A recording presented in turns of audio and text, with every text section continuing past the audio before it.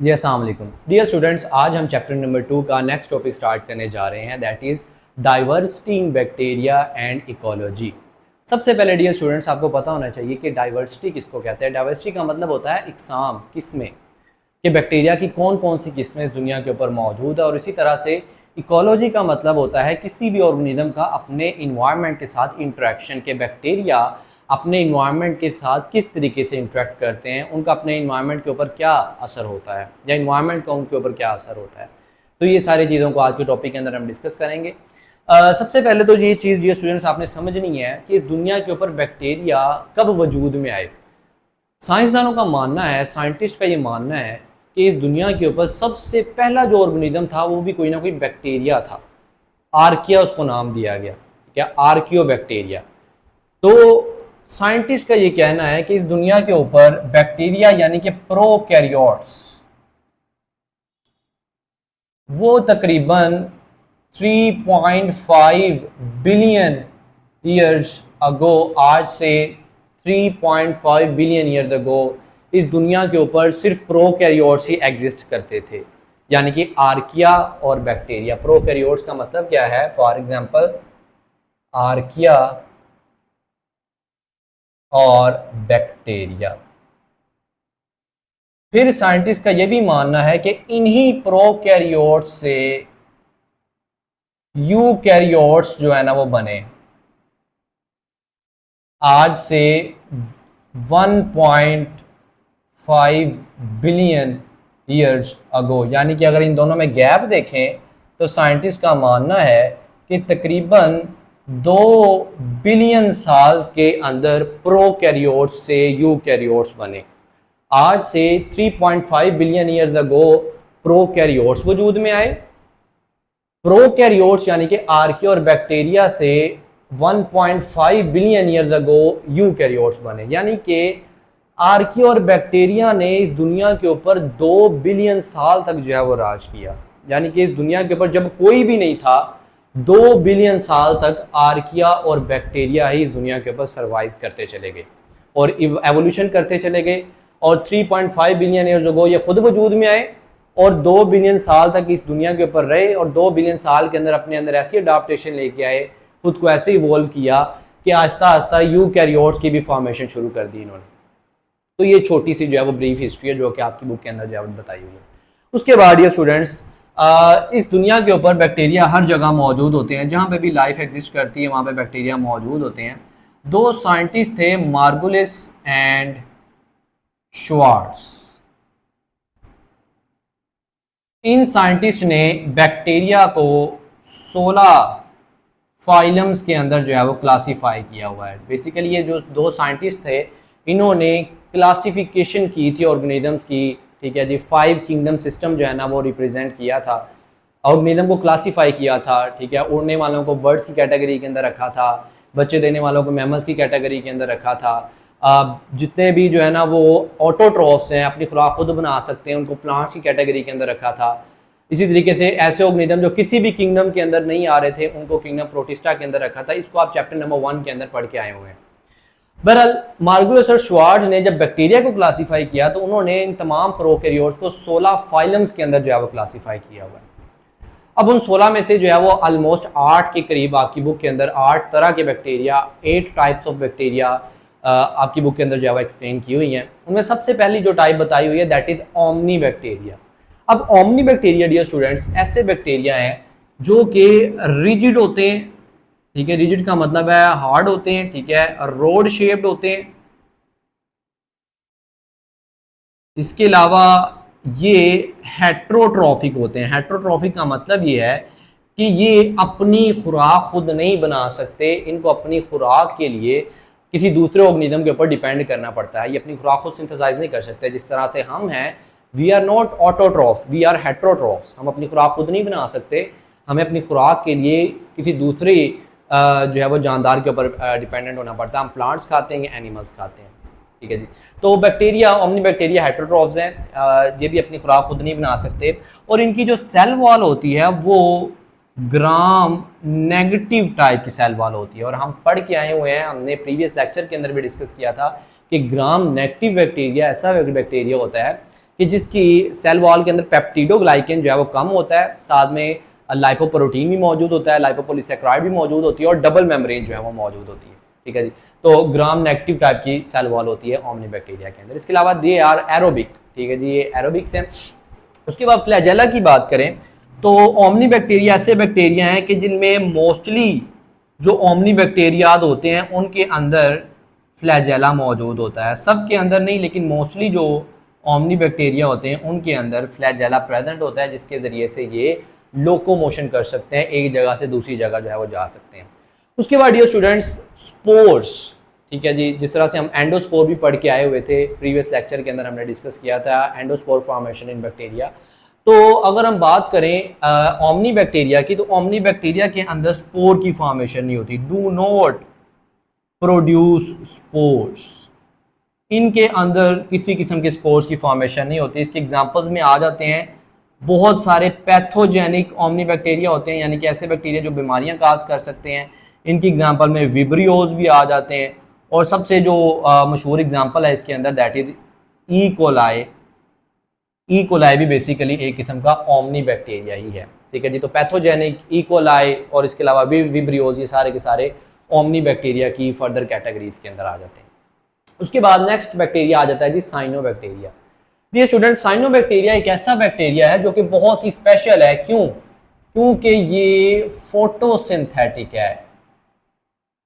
जिस तरह से हमने अभी देखा कि omni bacteria that was heterotroph, वो अपनी खुराक खुद नहीं बना सकता था, लेकिन cyano bacteria they are photosynthetic, ये अपनी खुराक खुद बना सकते हैं, ये अपनी खुराक खुद सिंथेसाइज कर सकते हैं।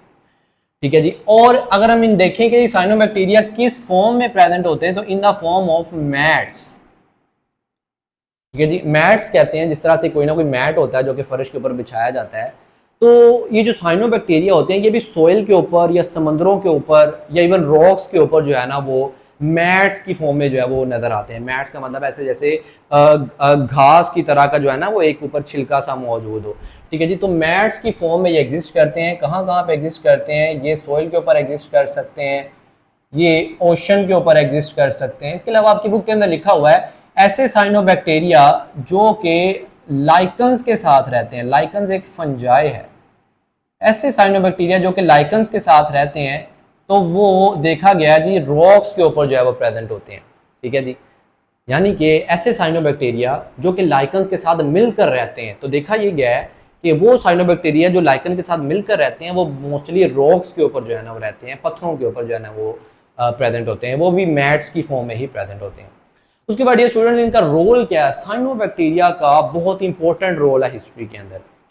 साइंटिस्ट का ये मानना है कि जब इस दुनिया के ऊपर अभी दरख्त भी इवॉल्व नहीं हुए थे, दरख्त भी वजूद में नहीं आए थे, बैक्टीरिया से अभी एवोल्यूशन चल रही थी, तो जब साइनो बैक्टीरिया वजूद में आए तो इन्होंने, चूंकि ये फोटोसिंथेटिक थे, अपनी खुराक खुद बना सकते थे, तो इन्होंने जब फोटोसेंसिस करना शुरू की, फोटोसेंसिस के नतीजे में ऑक्सीजन गैस प्रोड्यूस होती है। यू ऑलरेडी नो, आप पढ़ के आए हुए हैं कि फोटोसेंसिस एक ऐसा प्रोसेस है जिसके नतीजे में जो जानदार है, प्लांट्स है, वो ऑक्सीजन प्रोड्यूस करते हैं। साइनो बैक्टीरिया भी फोटोसेंसिस के नतीजे में ऑक्सीजन प्रोड्यूस करना शुरू की इन्होंने। जब इन्होंने ऑक्सीजन प्रोड्यूस करना शुरू की तो साइंटिस्ट का ये मानना है कि दरख्तों ने बाद में ऑक्सीजन प्रोवाइड की।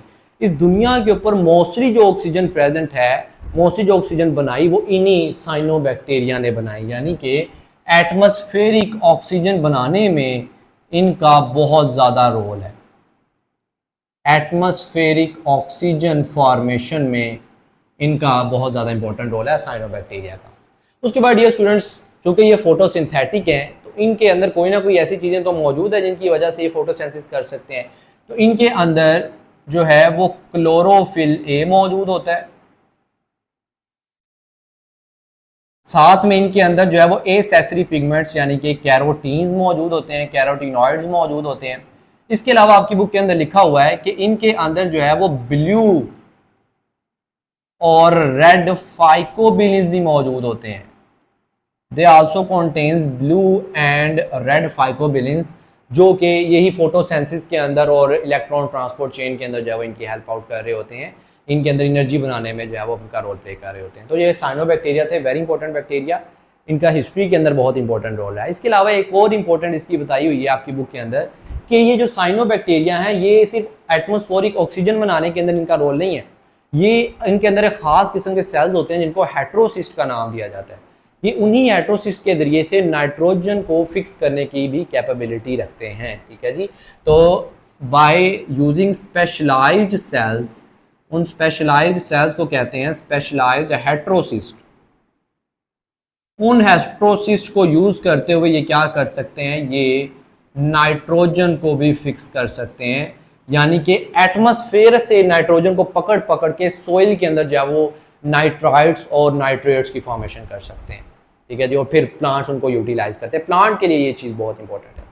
उसके बाद नेक्स्ट आ जाता है dear student mycoplasma and spiroplasmas. Dear students आपने एक बात याद रखनी है, they do not contain any type of cell wall. और इसका सबसे बड़ा फायदा इनको क्या होता है, they are resistant to antibiotics और पेनिसिलिन। पेनिसिलिन या जो एंटीबायोटिक्स होती है, आपको पता है जब भी कोई बैक्टीरियल इन्फेक्शन होता है तो आप एंटीबायोटिक्स यूज करते हैं। एंटीबायोटिक्स क्या करती हैं, उन बैक्टीरिया की सेल वॉल के ऊपर जाके अटैक करती हैं, उनकी ग्रोथ को ख़त्म कर देती हैं और बैक्टीरिया मर जाते हैं।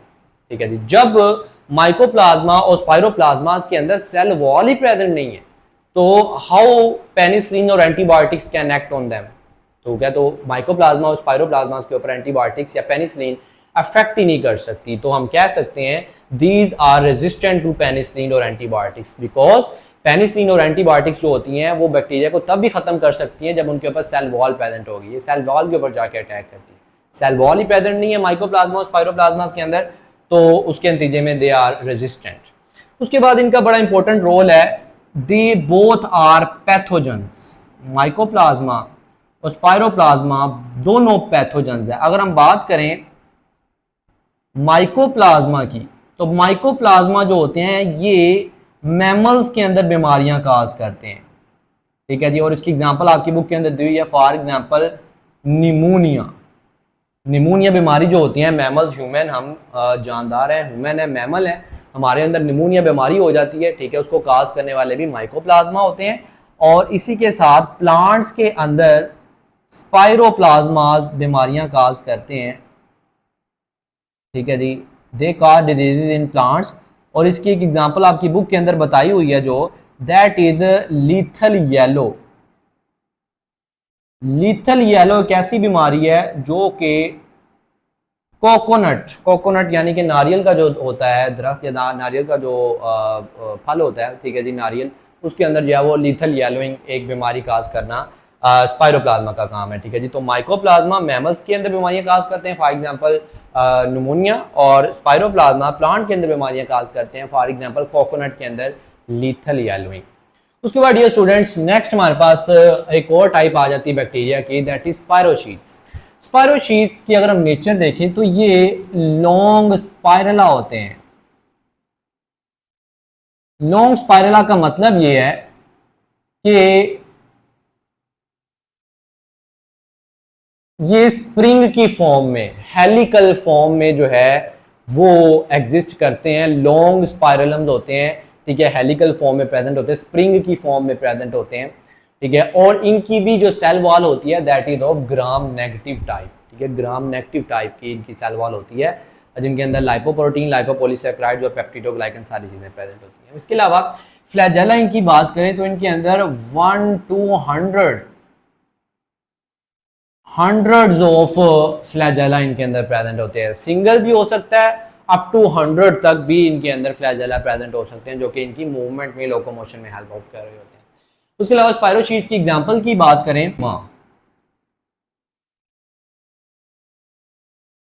That is ट्रेपोनीमा। ट्रेपोनीमा पैलिडम बेसिकली इसका नाम है, जो कि एक एसटीडी बीमारी काज करता है, सेक्सुअली ट्रांसमिटेड डिजीज काज करता है, जिसको आप सिफाइलस कहते हैं, सिफाइलस की बीमारी। ठीक है। ट्रेपोनीमा पैलिडम बैक्टीरिया का नाम है, STD sexually transmitted disease cause करता है, सिफाइलस उस बैक्टीरिया का नाम है। उसके बाद आ जाता है जी सोडोमोनास। सोडोमोनास की बात करें तो डियर स्टूडेंट्स आपने बात याद रखनी है, सोडोमोनास ये जो है वो कर्व्ड फॉर्म में भी एग्जिस्ट कर सकते हैं, ये स्पाइरल फॉर्म में भी जो है वो एग्जिस्ट कर सकते हैं, स्ट्रेट फॉर्म में भी जो है वो इवन एग्जिस्ट कर सकते हैं सोडोमोनास। अब सोडोमोनास की भी अगर हम बात करें तो ये भी एक किस्म का ग्राम नेगेटिव टाइप का बैक्टीरिया है। इनकी भी जो सेल वॉल होती है वो ग्राम नेगेटिव टाइप की होती है। उसके बाद डियर स्टूडेंट्स सोडोमोनास के अंदर फ्लैजेला देखें तो आपकी बुक के अंदर लिखा हुआ है one two many eight one and. ये बात आपने याद रखनी है कि इनके अंदर एक भी हो सकता है, एक से ज्यादा भी हो सकते हैं, लेकिन किसी एक एंड के ऊपर होते हैं, हर एंड के ऊपर फ्लैजेला प्रेजेंट नहीं होते। किसी एक एंड के ऊपर एक भी हो सकता है, एक से ज्यादा भी हो सकते हैं। सोडोमोनास इनका रोल पैथोजेनिक भी है, ये बीमारियां भी काज कर सकते हैं, ठीक है जी। इसके अलावा ये जो सोडोमोनास हैं ये क्या कर सकते हैं, ये कन्वर्ट करते हैं ऑर्गेनिक सब्सटेंसेस को, सब्सटेंसेस इन सोइल, ठीक है। मिट्टी के अंदर जो ऑर्गेनिक सब्सटेंसेस होते हैं उनको भी ये क्या कर सकते हैं, ये कन्वर्ट कर सकते हैं, उनकी डिकम्पोजिशन करवा सकते हैं, ठीक है। इसके अलावा इनका बड़ा इंपॉर्टेंट रोल है डीनाइट्रिफिकेशन के अंदर, ठीक है जी। डीनाइट्रिफिकेशन करवाना भी इनका काम होता है, डीनाइट्रिफिकेशन भी करवा सकते हैं। इसके अलावा ये सोइल के अंदर, वाटर के अंदर जो है ना वो रह सकते हैं। इसके अलावा आपकी बुक के अंदर एक एग्जांपल दी हुई है सोडोमोनास एरोगोमोनोसा, ठीक है जी। ये एक ऐसा जो है वो इसकी टाइप है सोडोमोनास की, जो कि वीक पीपल के अंदर, ऐसे लोग जो कि कमज़ोर होते हैं, वैसे तो ये कोई बीमारी काज नहीं कर सकता, वैसे तो ये हार्मलेस होता है, लेकिन जो कमज़ोर लोग होते हैं उनके अंदर जो है वो वीक पीपल के अंदर ये इन्फेक्शन काज करने की कैपेबिलिटी रखता है, ये इन्फेक्शन जो है वो काज कर सकता है। स्पेलिंग देख लीजिएगा इसके। तो anyways this was all about today's lecture, ठीक है जी। हम डाइवर्सिटी अभी कंटिन्यू है, आधा टॉपिक आज हमने किया, आधा इंशाल्लाह नेक्स्ट क्लास के अंदर करेंगे। थैंक यू, अल्लाह हाफिज़।